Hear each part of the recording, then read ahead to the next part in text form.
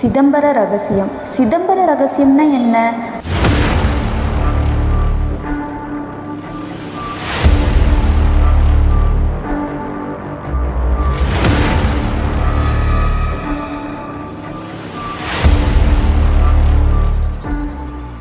இன்னைக்கு நம்ம அந்த சிதம்பர ரகசியம் பற்றியும் அதோட விளக்கத்தையும் பார்க்கலாம். இது உங்கள் மக்கள் நாள்காட்டியில் அறிந்து கொள்வோம் அறியாத ஆன்மீகம். அந்த சிதம்பர ரகசியம் என்ன அப்படிங்கிற குழப்பம் இங்கே நிறைய பேருக்கே இருக்கு. அதை தெரிஞ்சுக்கணுங்கிற ஆர்வமும் அதிகமாகவே இருக்கு இங்கே பல பேருக்கு. இது செவி வழிய செய்தியாக தெரிஞ்சிருக்கலாம், ஆனாலும் அதை பற்றின முழு விளக்கம் இன்னும் பல பேருக்கு தெரியாது. சிதம்பர நடராஜர் கோவிலும் அதோட புவியியல் அமைப்பும் அதற்குள் இருக்கும் ஆன்மீக மர்மங்களும் தான் சிதம்பர ரகசியம்னு சொல்லப்படுது.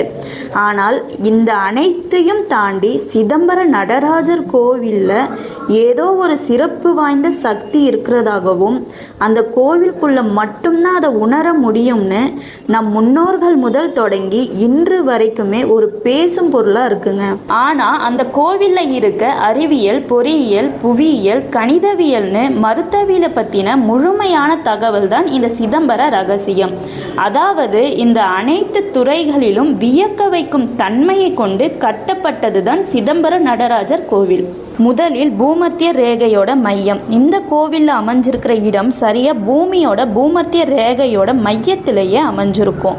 அதுவும் கருவறையில் இருக்கிற நடராஜர் நடனமாடிய கோலத்திலேயே ஒரு காலை தரையில் வைத்து காட்சியளிப்பார். அந்த நேர்கோடு தான் பூமத்திய ரேகையோட ஒன்றா அமைஞ்சிருக்கும். தன் ஒற்றை காலால் பூமத்திய ரேகையை உலகிற்கே காட்டிய நடராஜரும் அந்த கோவிலும் அதிசயங்களில் ஒன்றுதான்.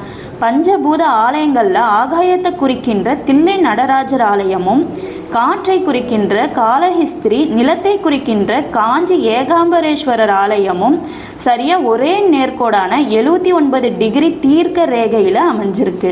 மனித உடல் வாகுபா அடிப்படையை கொண்டு உருவாக்கப்பட்டுள்ள இந்த சிதம்பர நடராஜ ஆலயத்தில் மொத்தம் 9 நுழைவாயில்கள் இருக்கு. இது மனித உடல்ல இருக்கிற நவதுவாரங்களை குறிக்கிறது. விமானத்தின் மேல் இருக்கும், அதாவது பொற்குறைய 21,600 தடுக்குகள் கொண்டு செய்யப்பட்டிருக்கு. இது மனிதன் ஒரு நாளுக்கு சராசரியாக சுவாசிக்கின்ற எண். அதாவது மனிதனின் ஒரு நாளைக்கு சுவாசிக்கும் மூச்சு காற்று தான் 21,600. அடுத்ததாக நடராஜர் ஆடிய நிலையில் இருக்கும் ஆனந்த தாண்டவம். இந்த நடனத்தை வெளிநாட்டவர்கள் ஆராய்ச்சி செய்து அதை காஸ்மிக் டான்ஸ், அதாவது பிரபஞ்ச நடனம் அப்படின்னு சொல்றாங்க. அடுத்ததா கோபுரங்கள். இந்த கோவில்ல 4 ராஜகோபுரங்கள் அமைஞ்சிருக்கு. இது 7 நிலைகளை கொண்டது. இந்த கோவிலோட கிழக்கு வாசல் கோபுரத்துல 108 சிவத்தாண்டவங்கள் காணப்படுது. இந்த 108 சிவத்தாண்டவங்களும் சிவகரணங்கள் என்று சொல்லப்படுது.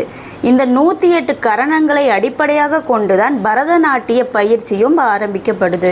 இந்த மாதிரி சிதம்பரம் கோவிலோட சிறப்பையும் அதன் ரகசியத்தையும் அடுக்கிக் கொண்டே போகலாம். அனைத்து சிவாலயங்கள் போலவே இங்கும் சிவராத்திரி வெகு விமர்சையாக கொண்டாட ஏற்பாடு செய்து வரார்கள். இந்த மாதிரி வீடியோ வேணும்னா நம்ம மக்கள் நாள்காட்டி யூடியூப் சேனலை சப்ஸ்கிரைப் பண்ணுங்க.